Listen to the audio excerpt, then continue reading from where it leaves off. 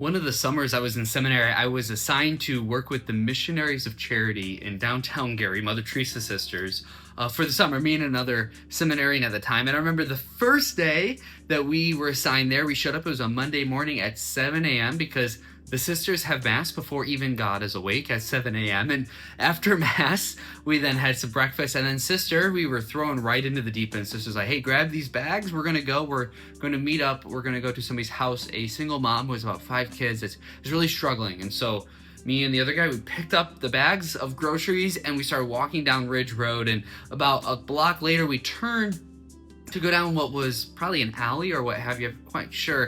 And I'm looking at all the houses and they look abandoned. It just looks abandoned, that nobody lives there. And I think, well, maybe we're going to go to the next street, and that's where this lady is living. All of a sudden, Sister stops and turns right and goes up to one of these houses that just looks like nobody lives there. Nobody should live there. And she knocks on the door, and this woman who's maybe 25 at most, with a child in her arms and a couple of kids, grabbing at her feet, she answers the door and invites us in, and she just looks exhausted and tired and everything else. We go into her house and we're in the kitchen, and there's cockroaches on the walls. There's a rat running along the baseboard. You just look at it and you know that she is struggling, that she is suffering, and my heart breaks for her.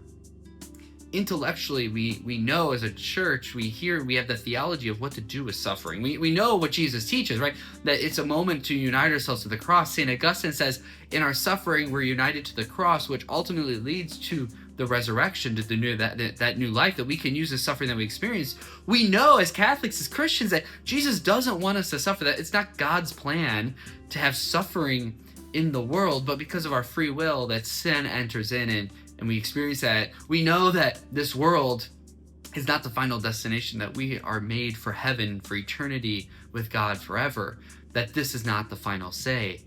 But when we're standing in front of somebody who is suffering, or we ourselves are suffering, well, we know intellectually all these things. We might know the theology of suffering.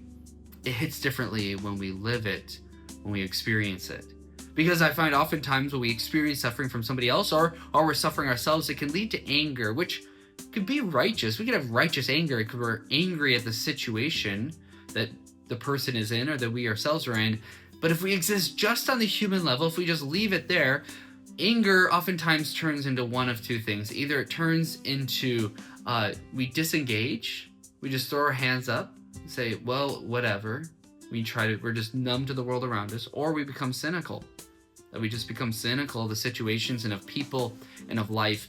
And neither of those is what Jesus shows us. Neither of those is how Jesus responds to suffering. This weekend in the gospel, Jesus responds to suffering with the apostles.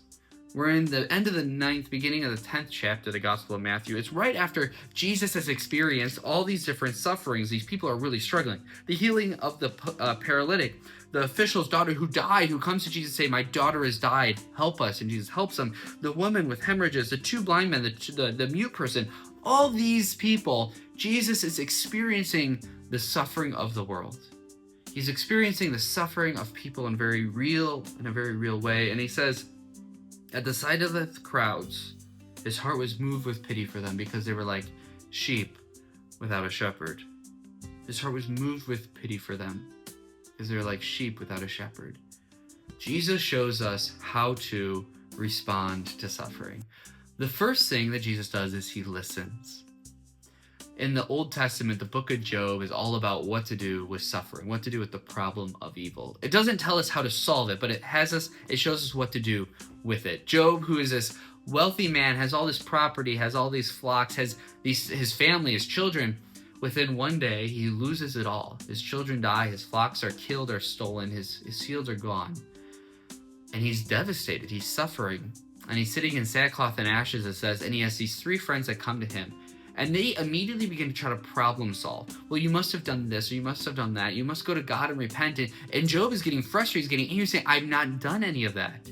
And what Job eventually needs, what he finally says in the book of Job, is I needed somebody to sit there with me.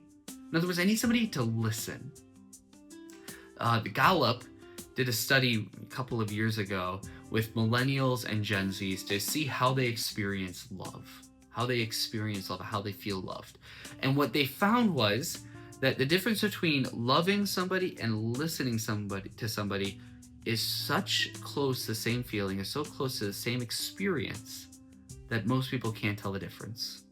In other words, if you could listen to somebody, it's a way to love them.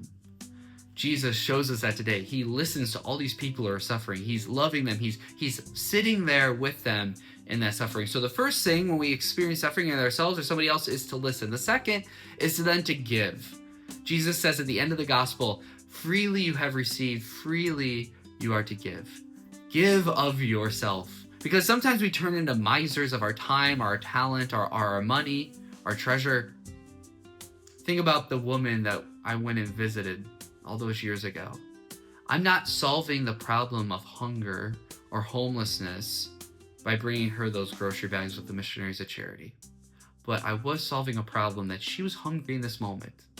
Sometimes we justify to ourselves not helping, not giving because we're not solving some big, philosophical question or problem in the world, when the reality is we need to give to the person right in front of us. So Jesus does to each of these people. He wasn't solving some big problem in healing this person or feeding the hungry, but he was solving their problem. He was helping them. So the first thing is to listen when we're suffering. The second is to give freely, not counting the cost, because God will always give freely. And then the third is we're not alone.